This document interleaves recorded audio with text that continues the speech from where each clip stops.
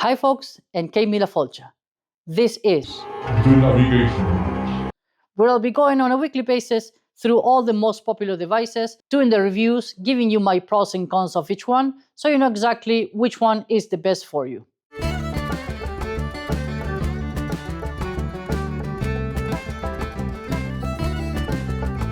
First of all, and like always, a quick disclaimer that all the products that you'll see on these reviews have been sent to me for me to test and review. If you use the links down below and the coupon codes, I might get a little bit of a commission out of it.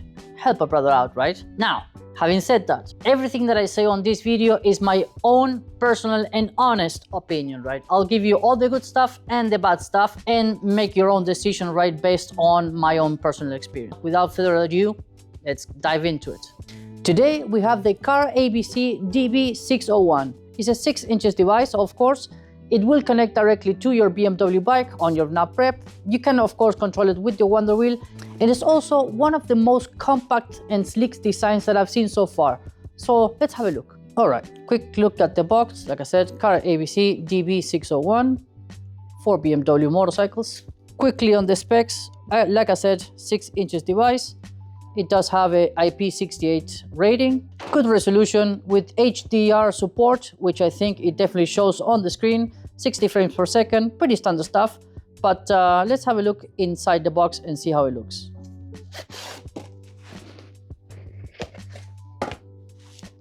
Inside the box, you have your user manual. Don't know why exactly, but this one came in Spanish, which it's okay for me. That's the gaucho in me, I can read this, no problem at all. Then inside the box, like always, I repackaged this. I've been testing this one for quite a while. And actually, I have put quite a few miles on it, on the wifey's bike in this case, not mine, but it's the same thing basically, right? So you have your BMW connector there. And as you can see, how sleek is this design? It's one of the most compact body ratios and everything. And then we'll see it on the mount, how it looks. It's basically flash mounted with the navigation preparation, which is very refreshing because normally with these devices, the connector will stick out and they will be much thicker and everything, right? So again, very small, very compact. I love the design. It's simple. It doesn't have any flashy designs or anything like that. Connection wise, at the bottom, it only has a USB-C port. In the box, it comes included with the USB cable, which is nice to see, of course. And then you can connect it to your computer to download files and do updates, etc. Right? It does have a 64 gigs internal memory, which is very nice to see. So that's the device itself. Of course, you have your rubber gasket for that IP68 rating. But there we go. Pretty simple unboxing. To mount the device into your nav prep, I think I've shown this about 1 million times already, but in case you're new to the channel, you have your key, of course, so you have to unlock it. With that, there's a lever on the left-hand side that you have to lock or unlock depending on what you're doing. In this case, you have to pull it to the left to unlock it. And then you have your little tab here on the right-hand side to unlock the device. So as you can see at the top, you have the 2 notches that obviously connect with the 2 slots, and then the bigger slots at the bottom to mount it in here. So basically, you just align it at the bottom and click it in place.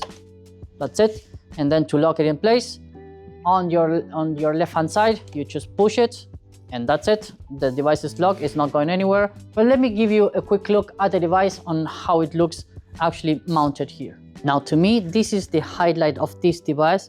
You can see how sleek and low profile it is. It is by far one of the lowest profile that I've tested so far. As you can see, with the 6 inches, I think it fits perfectly fine.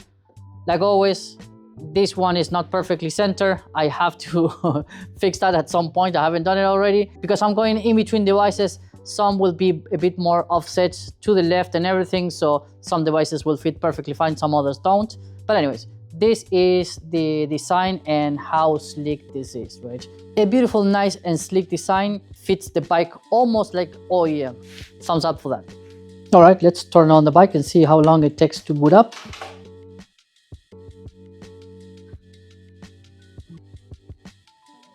That's it, fairly quickly. All right, so that's the device on. As you can see, it's a brand new interface. I do love the look of it. I think it's that HDR setting that it has. It gives it this kind of crisp and nice resolution. Everything is very clear, and I do love the color themes and everything. On your main screen, you have your basic information. You have your compass, of course, with the GPS, speed, and your trip meter, your tire pressure front and back, of course, time and date, Wi-Fi, GPS, microphone, and Bluetooth. So those are all your indicators. At the bottom, you have your Android Auto or Apple CarPlay, depending on what you use. Then you have your different motorcycle dashboards, right? So if you access that, this one, which like I mentioned before, I think this, if you want to see information, this is my preferred view, right? Because it does have a bunch of new information that is not replicated on the TFT. Then you have the second screen where it does have pretty much, the same information, your revs, speed and everything, which is exactly the same that you have on your TFT. I'm not a huge fan of this. If you have to have your information, I would rather have this one, which gives you a bit more information, right? Straight away with like engine temp and, ambient temperature, stuff like that. It would be a little bit easier to see on this format rather than the TFT, right? Then you have your settings. With your settings, you have your USB mode. So you have your charging mode or your mass storage mode. If you put it on mass storage, the whole unit basically transforms into a giant SD card, right? Then you have your language format. If you want to format the internal SD card, again, 64 gigs included. Tire, this is for your TPMS. I do like this option because you can switch between the TPMS that CarABC will sell you or the ones included on the bike, right? In my case, obviously, I do have TPMS included on my bike. Then you have your Wi-Fi, and something simple but I do appreciate is that they've done the translation correctly, where you can turn Wi-Fi on and off instead of open and close like some other devices will do. Speed unit, you can change from kilometers an hour to miles per hour. You can switch GPS on and off. GPS information, it will give you how many satellites you have, your coordinates, etc. Won't show you that because it will reveal my location. Time zone, you can reset the whole device to factory settings, right?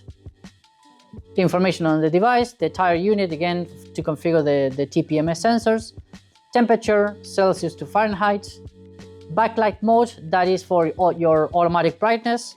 So you can either put it on manual or automatic.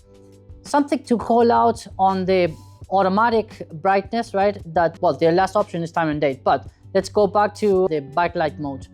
Something that I noticed, and I can hopefully show you on the screen, that when you go through the different brightness settings, it will do it on pretty determined increments, right? I think it's 20% per click, right? Now, when you're on the street, and I've noticed this one day that I left very early in the morning, right, where the sun was actually coming out a little bit, that it will kind of flicker for a few seconds where it will go too bright and then dim it, and then too bright and dim it again.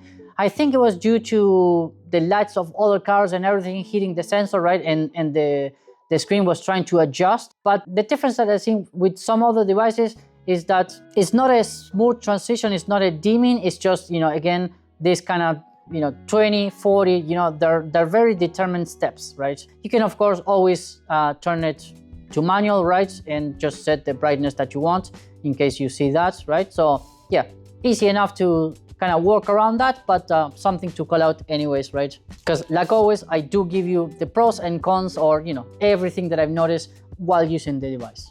Then to control the whole device with your Wonderwheel, you press and hold your menu button up. Once you do that, you can scroll the Wonderwheel up and down to flick through the menus. If you want to select an option, just click the Wonderwheel to the right. And again, something to appreciate on this device is that once you are inside the setting menus, it is exactly the same type of navigation, right? So up and down with the Wonderwheel to scroll through the menus. And then if you want to select an option, just click to the right, and then you can switch on and off, right? And then click to the right to select the option. So I do love to see that. It's pretty consistent between the menus, which other devices might not do, where once you enter the settings, then you have to do another combination of keys. This one is pretty consistent. The other thing that caught my attention is not a big deal, but I'll just mention it, is once you access this menu, I haven't found a way to switch to the other dashboard, right? So it doesn't matter what kind of combination I do, I get stuck on this one. So if I press this one, I can access the other dashboard. Again, I personally, that doesn't matter to me because I don't use this dashboard, but it just caught my attention because if you do click the Wonderwheel to the left, it will actually go back to this menu, but if I click to the right, it won't go back to the other one, which again, caught my attention, definitely not a big deal. Lastly, let's have a quick look at Android Auto.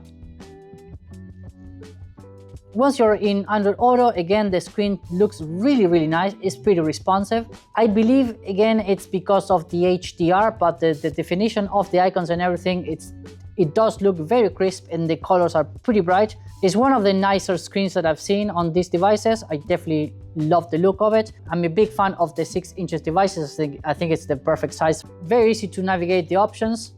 Up and down with the Wonderwheel, you can scroll through the different menus, press to the right to select whatever option you're highlighting. And then something that it is a limitation for some devices, and I do love the implementation that I've done on this one. Like always, and this is something that I also compare to other devices, that you definitely have two panels, right, on Android Auto. So you have your application on one side and what I call the application drawer on the right-hand side, right? You'll see this black bar where you can select the different applications that you have within Android Auto. Now, a lot of devices are not able to switch between the two screens. On this one, super easy. You just press and hold to the right. Boom, I'm on my application drawer. Then I can flick and then switch to other applications. Let's say YouTube Music in my case, right? Select it. Now I'm on my music, right? And again, as you can see, hopefully you can see there on the screen, I scroll up and down and then I'm on my application drawer. If I want to go to the other screen, very easy, very intuitive. Press and hold to the left. Now I can control my music. Something that I almost forgot to mention, and I think it's a pretty cool feature, is that you have a shortcut to your voice command. Say, okay, Google, or hey Siri, whatever the case might be. If you press and hold your cancel button on the indicators, you see how it pops up. I don't have the helmet connected at the moment, but if I did, it will go through the commands. The other very handy shortcut is that you can actually flick through the screens, pressing your menu button up.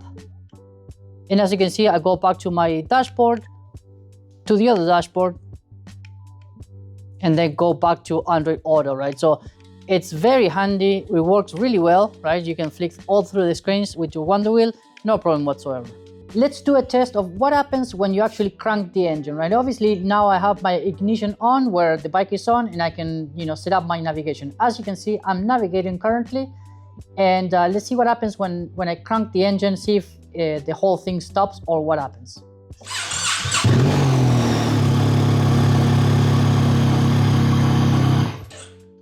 As you can see, no issues. And now I turn off the bike and it turns off the device completely in just a matter of seconds.